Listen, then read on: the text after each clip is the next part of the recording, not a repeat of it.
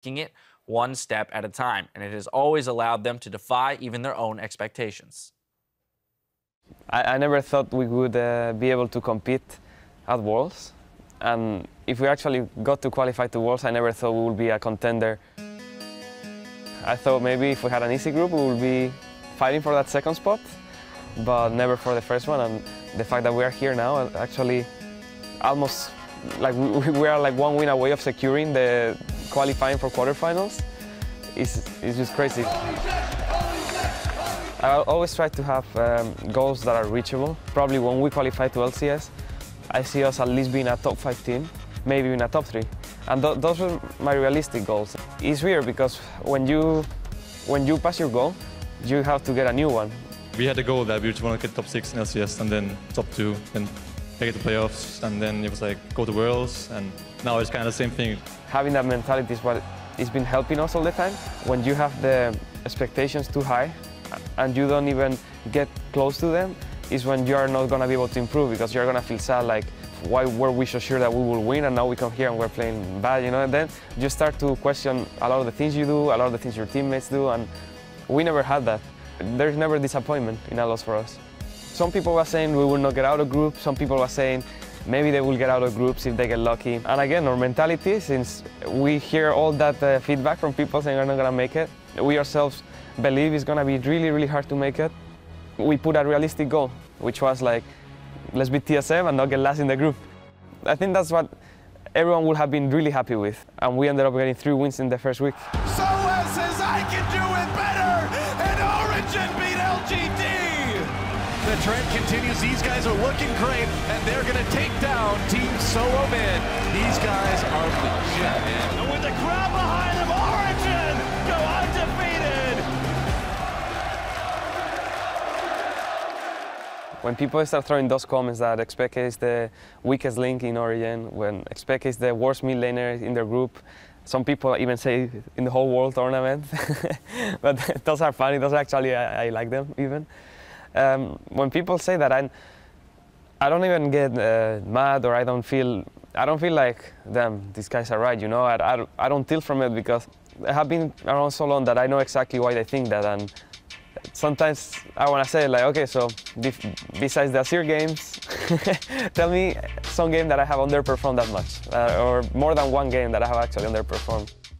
These guys are super good, you know, and even if I play fine, I think they will still carry their team, or they will pressure me hard, or they will roam a lot and stuff like this. But when I started playing them, I realized that they were not any different from playing like the top mid laners in Europe. And when I saw how the lane was developing, I was like, actually, this guy's making mistakes. I can exploit. He's not punishing my mistakes. He's doing this. And every game I felt the same. I started nervous, but half the game I was completely confident, like if I was playing a scrim or something. Amazing, takes a lot of damage. Soaz trying to get to the backline. He did get hit by Emo Play. XPK is okay. Big old shockwave. That shockwave doesn't work. Quadra kill! They get the beautiful shockwave. Since the beginning, I always dreamt of being one of the best LCS teams, qualifying for Worlds, actually performing at Worlds, and being like one of the best teams in the world in the first year. That was like the dream, of course, but then being realistic, I had different goals than dreams. We have improved so much, and it's really like a crazy year, all the improvement we have been seeing from ourselves, and the fact that we're actually here with chances of making it far into Worlds is just crazy. It's weird because you have already surpassed every goal you wanted to, so you are not sad if you don't really make it, but at the same time, since you don't have that pressure, I feel like you just are performing to what you think. It's like, okay, let's try to get as good as we can, try to actually make it. And if we don't make it, then, well, we did more than we wanted to.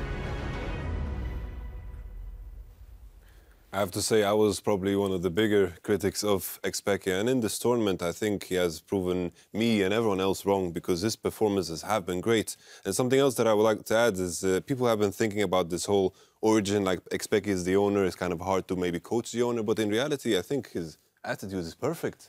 His attitude is like, listening to that guy speak and how he represents his team is like one of the best attitudes we've ever seen in the League of Legends. And he's just so willing to learn, so willing to take criticism, and then puts it into his gameplay and just proves people wrong in the Rift. It's beautiful to watch. And to think that he's been around for so long as well, and he's still got it. Season 1 world champion XPeke makes his own team, huge risk, and like you guys were talking about, his mentality. I love when you're setting goals for yourself, don't set them too high because you set yourself up for failure, but then you exceed that and then you set a new one immediately. A lot of people don't set a new goal and they celebrate too much and they slack off a little bit. I think that's what happens with some of the teams, even here at Worlds. They just wanted to make it and they didn't set that next goal and get motivated again. And here they are, 4-0 in the group, and now expectations are high. You know, I think that now it kind of comes to that point where they've been able to ride the wave of the underdog this whole way. But do things change here? When coming down to the wire, there's a lot of pressure on their next 2 games. They